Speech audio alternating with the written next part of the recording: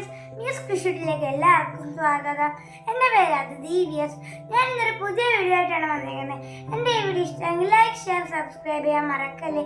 നമുക്ക് നേരെ വീഡിയോയിലേക്ക് പോയാലോ. ഫ്രണ്ട്സ്, ഇന്ന് ജൂലൈ 1 ഡോക്ടേഴ്സ് ദിനം. ഡോക്ടേഴ്സ് ദിനത്തെ കുറിച്ച് ഞാൻ പ്രസംഗം പഠിച്ചിട്ടുണ്ട്.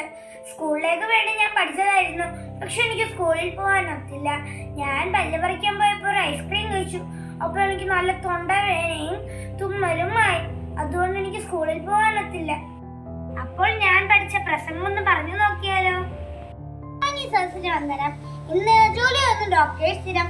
ആദരബന്ധു എന്ന അപരനാമത്തിൽ അറിയപ്പെടുന്ന ഡോക്ടർ PC റോയ് എന്ന പ്രതിഭയോടുള്ള ബഹുമാനാർത്ഥമാണ് ഇന്ത്യയിൽ ജൂലൈ 1 ഡോക്ടേഴ്സ് ദിനമായി ആചരിക്കുന്നത്.